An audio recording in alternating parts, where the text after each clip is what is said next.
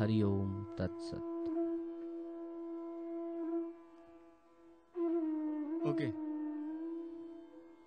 ओम नमो भगवते वासुदेवाय। श्रीमद् भागवत महापुराण षष्ठ स्कंद पहला अध्याय अजामिलोपाख्यान का प्रारंभ। राजा परीक्षित ने कहा, भगवान, आप पहले निवृत्ति मार्ग का वर्णन कर चुके हैं तथा ये बतला चुके हैं कि उसके द्वारा अर्चिरादि मार्ग से जीव क्रमशः ब्रह्मलोक में पहुंचता है और फिर ब्रह्मा के साथ मुक्त हो जाता है। मुनिवर, इसके सिवा आपने उस प्रवृत्ति मार्ग का भी भली भांति वर्णन किया है जिससे त्रिगुणमय स्वर्ग आदि लोकों की प्राप्ति होती है और प्रकृति का संबंध न छूटने के कारण जीवों को बार बार जन्म मृत्यु के चक्कर में आना पड़ता है। आपने ये भी बतलाया कि अधर्म करने से अनेक नरकों की प्राप्ति होती है और उनका विस्तार से वर्णन भी किया। आपने उस प्रथम मनवंतर का वर्णन किया जिसके अधिपति स्वयंभू मनु थे, साथ ही प्रिव्रत और उत्तानपाद के वंशों तथा चरित्रों का एवं द्वीप, वर्ष, समुद्र, पर्वत, नदी, उद्यान और विभिन्न द्वीपों के वृक्षों का भी निरूपण किया।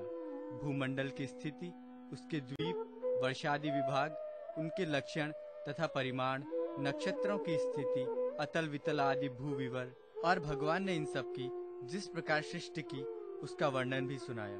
महाभाग, अब मैं वो उपाय जानना चाहता हूँ जिसके अनुष्ठान से मनुष्यों को अनेकानेक भयंकर यातनाओं से पूर्ण नरकों में न जाना पड़े। आप कृपा करके उसका उपदेश कीजिए। श्री सुखदेव जी ने कहा, मनुष्य मन, वाणी और शरीर से पाप करता है। यदि वो उन पापों का इसी जन्म में प्रायश्चित न कर ले तो मरने के बाद उसे अवश्य ही उन भयंकर यातनापूर्ण नरकों में जाना पड़ता है जिनका वर्णन मैंने तुम्हें 5वें स्कंद के अंत में सुनाया है। इसलिए बड़ी सावधानी और सजगता के साथ रोग एवं मृत्यु के पहले ही शीघ्र से शीघ्र पापों की गुरुता और लघुता पर विचार करके उनका प्रायश्चित कर डालना चाहिए। जैसे मर्मज्ञ चिकित्सक रोगों का कारण और उनकी गुरुता लघुता जानकर झटपट उनकी चिकित्सा कर डालता है। राजा परीक्षित ने पूछा, भगवान, मनुष्य राजदंड, समाज दंड आदि लौकिक और शास्त्रोक्त नरक गमन आदि पारलौकिक कष्टों से ये जानकर भी कि पाप उसका शत्रु है, पाप वासनाओं से विवश होकर बार बार वैसे ही कर्मों में प्रवृत्त हो जाता है। ऐसी अवस्था में उसके पापों का प्रायश्चित कैसे संभव है? मनुष्य कभी तो प्रायश्चित आदि के द्वारा पापों से छुटकारा पा लेता है, कभी फिर उन्हें ही करने लगता है। ऐसी स्थिति में मैं समझता हूँ कि जैसे स्नान करने के बाद धूल डाल देने के कारण हाथी का स्नान व्यर्थ हो जाता है, वैसे ही मनुष्य का प्रायश्चित करना भी व्यर्थ ही है। श्री सुखदेव जी ने कहा, वस्तुतः कर्म के द्वारा ही कर्म का निर्बीज नाश नहीं होता, क्योंकि कर्म का अधिकारी अज्ञानी है। अज्ञान रहते पाप वासनाएं सर्वथा नहीं मिट सकती। इसलिए सच्चा प्रायश्चित तो तत्व ज्ञान ही है। जो पुरुष केवल सुपथ्य का ही सेवन करता है उसे रोग अपने वश में नहीं कर सकते। वैसे ही परीक्षित, जो पुरुष नियमों का पालन करता है वो धीरे धीरे पाप वासनाओं से मुक्त हो कल्याणप्रद तत्व ज्ञान प्राप्त करने में समर्थ होता है। जैसे बांसों के झुरमुट में लगी आग बांसों को जला डालती है, वैसे ही धर्मज्ञ और श्रद्धावान धीर पुरुष तपस्या, ब्रह्मचर्य, इंद्रिय दमन, मन की स्थिरता, दान, सत्य, बाहर भीतर की पवित्रता तथा यम एवं नियम, इन 9 साधनों से मन, वाणी और शरीर द्वारा किए गए बड़े से बड़े पापों को भी नष्ट कर देते हैं। भगवान की शरण में रहने वाला भक्तजन, जो बिरले ही होते हैं, केवल भक्ति के द्वारा अपने सारे पापों को उसी प्रकार भस्म कर देते हैं जैसे सूर्य कोहरे को। परीक्षित, पापी पुरुष की जैसी शुद्धि भगवान को आत्मसमर्पण करने से और उनके भक्तों का सेवन करने से होती है, वैसी तपस्या आदि के द्वारा नहीं होती। जगत में ये भक्ति का पंथ ही सर्वश्रेष्ठ, भयरहित और कल्याण स्वरूप है, क्योंकि इस मार्ग पर भगवत परायण सुशील साधुजन चलते हैं। परीक्षित, जैसे शराब से भरे घड़े को नदियां पवित्र नहीं कर सकती, वैसे ही बड़े बड़े प्रायश्चित बार बार किए जाने पर भी भगवत विमुख मनुष्य को पवित्र करने में असमर्थ हैं। जिन्होंने अपने भगवत गुणानुरागी मन मधुकर को भगवान श्री कृष्ण के चरणारविंद मकरंद का एक बार पान करा दिया, उन्होंने सारे प्रायश्चित कर लिए। वे स्वप्न में भी यमराज और उनके पाशधारी दूतों को नहीं देखते, फिर नरक की तो बात ही क्या है। परीक्षित, इस विषय में महात्मा लोग एक प्राचीन इतिहास कहा करते हैं। उसमें भगवान विष्णु और यमराज के दूतों का संवाद है। तुम मुझसे उसे सुनो। कान्यकुब्ज नगर कन्नौज में एक दासी प्रति ब्राह्मण रहता था। उसका नाम था अजामिल। दासी के संसर्ग से दूषित होने के कारण उसका सदाचार नष्ट हो चुका था। वो पतित कभी बटोहियों को बांधकर उन्हें लूट लेता, कभी लोगों को जुए के छल से हरा देता, किसी का धन धोखाधड़ी से ले लेता तो किसी का चुरा लेता। इस प्रकार अत्यंत निंदनीय वृत्ति का आश्रय लेकर वो अपने कुटुंब का पेट भरता था और दूसरे प्राणियों को बहुत ही सताता था। परीक्षित, इसी प्रकार वो वहां रहकर दासी के बच्चों का लालन पालन करता रहा।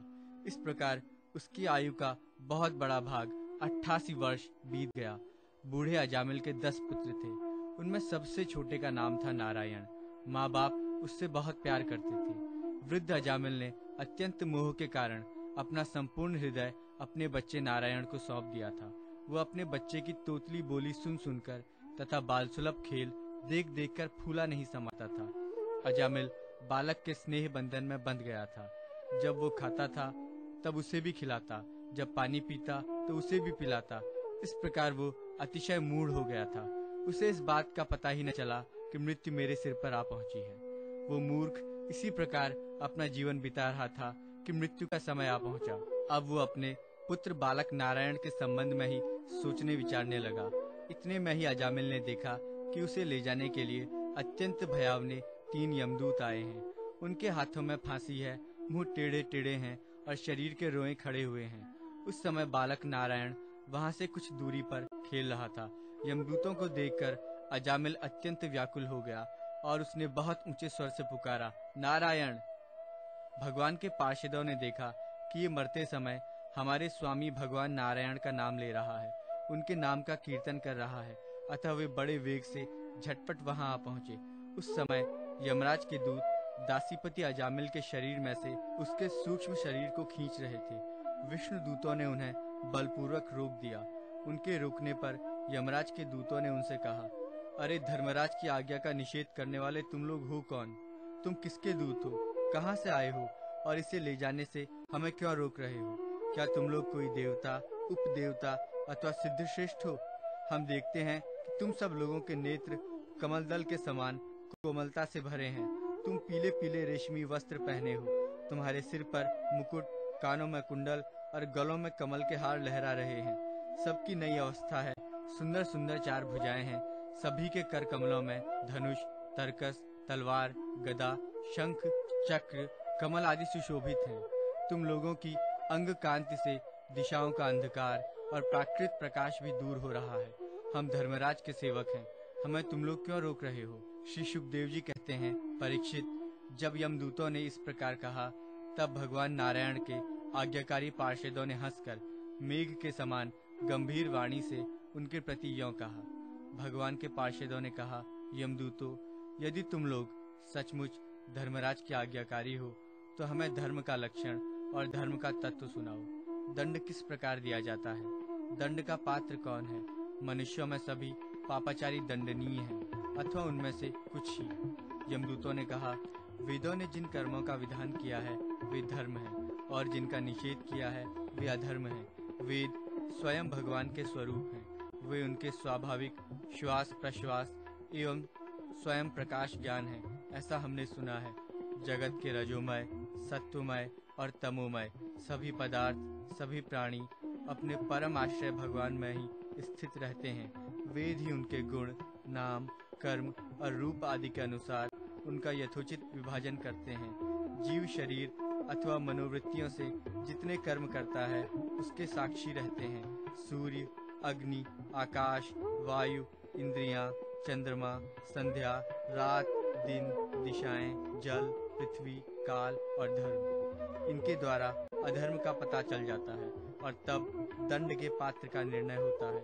पाप कर्म करने वाले सभी मनुष्य अपने अपने कर्मों के अनुसार दंडनीय होते हैं। निष्पाप पुरुषों जो प्राणी कर्म करते हैं उनका गुणों से संबंध रहता ही है। इसीलिए सभी से कुछ पाप और कुछ पुण्य होते ही हैं, और देहवान होकर कोई भी पुरुष कर्म किए बिना रह ही नहीं सकता। इस लोक में जो मनुष्य जिस प्रकार का और जितना अधर्म या धर्म करता है, वो परलोक में उसका उतना ही और वैसा ही फल भोगता है। देव शिरोमणियों, सत्व, रज और तम, इन 3 गुणों के भेद के कारण इस लोक में भी 3 प्रकार के प्राणी दिख पड़ते हैं: पुण्यात्मा, पापात्मा और पुण्य पाप दोनों से युक्त, अथवा सुखी दुखी और सुख दुख दोनों से युक्त। वैसे ही परलोक में भी उनकी त्रिविधता का अनुमान किया जाता है। वर्तमान समय ही भूत और भविष्य का अनुमान करा देता है। वैसे ही वर्तमान जन्म के पाप पुण्य भी भूत और भविष्य जन्मों के पाप पुण्य का अनुमान करा देते हैं। हमारे स्वामी अजन्मा भगवान सर्वज्ञ यमराज सबके अंतःकरणों में ही विराजमान हैं। इसीलिए वे अपने मन से ही सबके पूर्व रूपों को देख लेते हैं।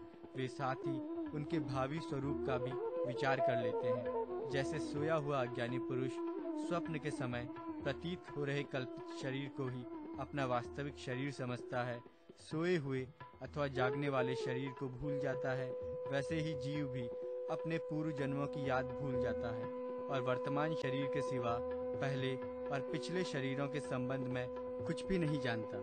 सिद्ध पुरुषों, जीव इस शरीर में 5 कर्मेंद्रियों से लेना देना, चलना फिरना आदि काम करता है।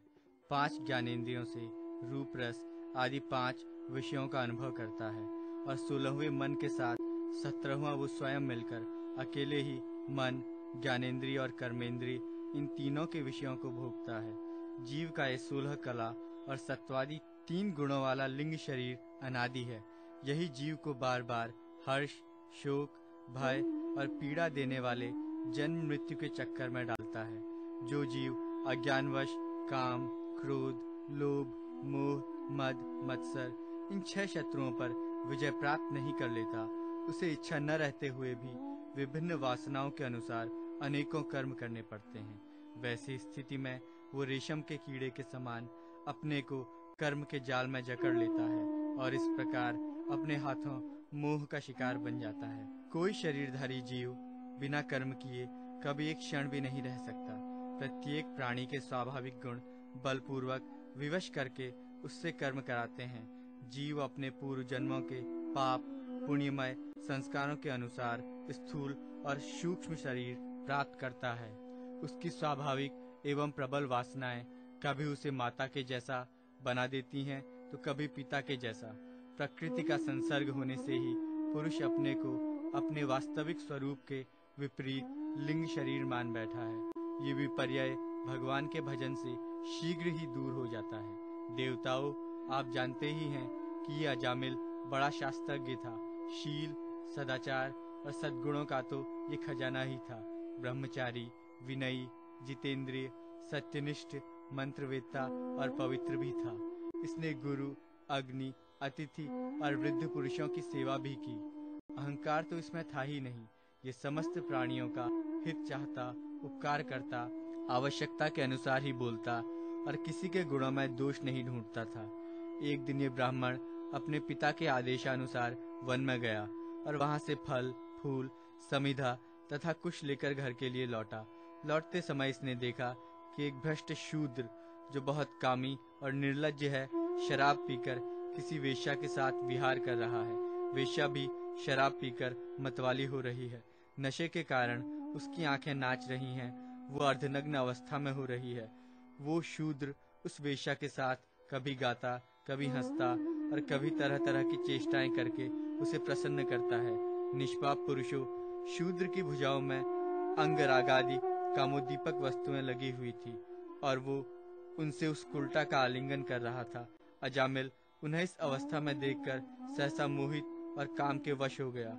यद्यपि अजामिल ने अपने धैर्य और ज्ञान के अनुसार अपने काम वेग से विचलित मन को रोकने की बहुत चेष्टाएं की, परंतु पूरी शक्ति लगा देने पर भी वो अपने मन को रोकने में असमर्थ रहा। उस वेश्या को निमित्त बनाकर काम पिशाच ने अजामिल के मन को ग्रस लिया। इसकी सदाचार और शास्त्र संबंधी चेतना नष्ट हो गई। अब ये मन ही मन उसी वेश्या का चिंतन करने लगा और अपने धर्म से विमुख हो गया। अजामिल सुंदर सुंदर वस्त्र, आभूषण आदि वस्तुएं जिनसे वो प्रसन्न होती ले आता। यहाँ तक कि इसने अपने पिता की सारी संपत्ति देकर भी उसी कुलटा को रिझाया। ये ब्राह्मण उसी प्रकार की चेष्टा करता जिससे वो वेश्या प्रसन्न हो। उस स्वच्छंद चारिणी कुलटा की तिरछी चितवन ने इसके मन को ऐसा लुभा लिया कि इसने अपनी कुलीन नवयुवती और विवाहिता पत्नी तक का परित्याग कर दिया। इसके पाप की भी भला कोई सीमा है? ये कुबुद्धि न्याय से अन्याय से जैसे भी जहाँ कहीं भी धन मिलता वहीं से उठा लाता। उस वेश्या के बड़े कुटुंब का पालन करने में ये व्यस्त रहता। उस पापी ने शास्त्राज्ञा का उल्लंघन करके स्वच्छंद आचरण किया है। ये शतपुरुषों के द्वारा निंदित है। इसने बहुत दिनों तक वेश्या के मल समान अपवित्र अन्न से अपना जीवन व्यतीत किया है। इसका सारा जीवन ही पापमय है। इसने अब तक अपने पापों का कोई प्रायश्चित भी नहीं किया है।